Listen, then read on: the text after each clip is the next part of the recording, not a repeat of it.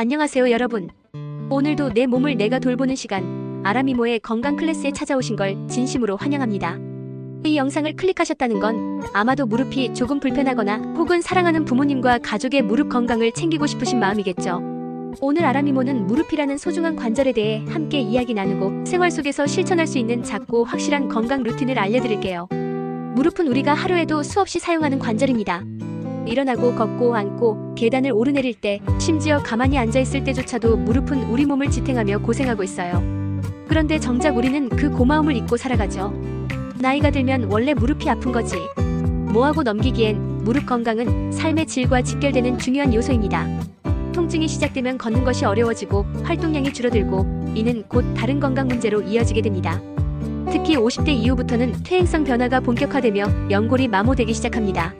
한번 다른 연골은 자연적으로 재생되지 않기 때문에 지금부터라도 관리하는 것이 너무나 중요합니다. 오늘 영상에서는 어렵고 복잡한 의학 용어는 빼고 당장 오늘부터 실천할 수 있는 정보와 습관들을 알려드릴게요. 여러분의 무릎이 오늘보다 내일 더 가볍고 튼튼해질 수 있도록 지금부터 함께해요. 먼저 무릎의 가장 나쁜 습관 3가지를 알려드릴게요. 첫 번째는 오래 쪼그려 앉기입니다.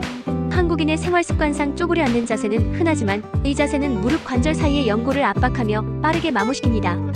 특히 여성분들 주방에서 오래 조리할 때 또는 텃밭 가꾸기 하실 때 쪼그려 앉는 자세를 자주 취하시는데요. 반드시 의자나 작은 받침대를 이용해 허리를 세우는 습관을 들이세요.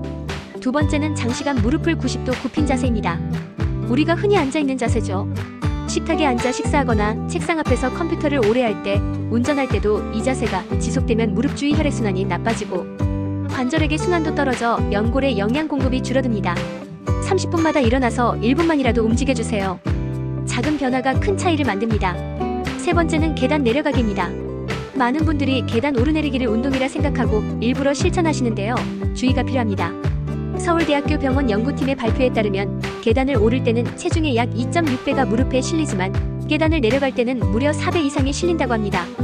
무릎 관절에 큰 부담이 되기 때문에 계단을 내려갈 때는 특히 조심해야 해요. 발을 계단에 완전히 디디고 난간을 잡으며 천천히 내려오세요.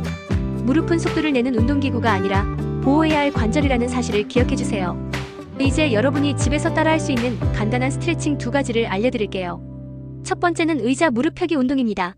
의자에 허리를 곧게 펴고 앉아 한쪽 다리를 천천히 들어 올려 무릎을 쭉 펴는 동작이에요. 발끝을 몸쪽으로 당기면 더 효과적입니다. 이때 허벅지 앞쪽 근육이 당기듯 긴장되는 느낌이 들면 제대로 하고 계신 거예요. 10초 유지 후 천천히 내리고 좌우각 5회씩 반복해주세요. 두 번째는 허벅지 강화 운동입니다. 낮은 계단이나 발판 앞에 서서 한쪽 발을 올린 후 무릎을 펴며 올라가고 다시 천천히 내려오는 동작입니다.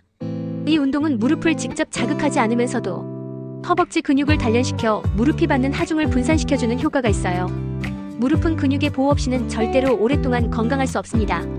이제 식단 이야기로 넘어가 볼까요? 무릎이 좋아하는 음식은 따로 있습니다. 대표적으로 3가지를 소개할게요. 첫 번째는 두부입니다. 두부는 식물성 단백질과 칼슘이 풍부해서 연골을 구성하는 세포에 필요한 영양을 공급해줍니다. 특히 폐경기 이후 여성들에게는 골다공증 예방에도 도움이 돼요. 두 번째는 연어와 고등어 같은 생선입니다. 오메가-3 지방산은 염증을 줄이고 관절 통증을 완화하는 데 탁월한 효과가 있습니다. 주 2회 이상 생선을 섭취하는 것을 권장드려요. 세 번째는 닭발이나 연골입니다. 이들은 콜라겐이 풍부해서 연골 탄력 유지에 도움을 줍니다. 단 너무 짠 양념 대신 간장 베이스의 저염식으로 조리하는 것이 중요하겠죠? 다음은 지압과 마사지입니다. 무릎 건강을 위해 꼭 비싼 치료를 받아야 하는 것은 아닙니다. 내 손으로 내 몸을 돌볼 수 있는 방법도 있어요. 무릎 앞쪽의 슬개골, 즉 무릎뼈 양옆을 양손가락으로 지그시 눌러주세요. 하루 1분 좌우 번갈아가며 눌러주기만 해도 혈액순환이 개선되고 통증이 완화됩니다. 또 하나는 따뜻한 찜질입니다. 40도 정도의 따뜻한 수건을 무릎 위에 10분간 얹어주면 관절 내 긴장이 풀리고 통증이 줄어들어요. 만약 무릎이 붓거나 열이 있는 경우라면 반대로 찬 찜질을 먼저 해주세요. 염증을 가라앉힌 후 온찜질을 하는 것이 바람직합니다. 여기까지 잘 따라오셨나요? 이제 마무리 시간이에요. 오늘 하루 무릎에게 말을 걸어보세요. 그동안 나를 지탱해줘서 고마워. 이 짧은 한마디가 무릎뿐 아니라 여러분의 마음도 따뜻하게 만들어줄 거예요.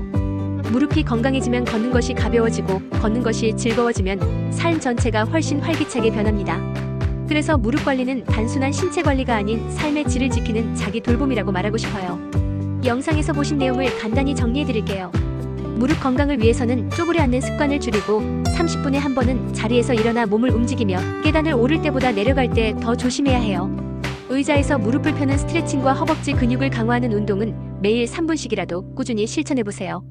식단에서는 두부, 연어, 닭발 같은 관절에 좋은 음식을 챙기고 하루 1분 지압과 따뜻한 찜질로 내 무릎을 다정하게 돌보면 됩니다. 끝까지 함께 해주셔서 감사합니다. 오늘도 당신의 무릎이 편안하기를 바랍니다.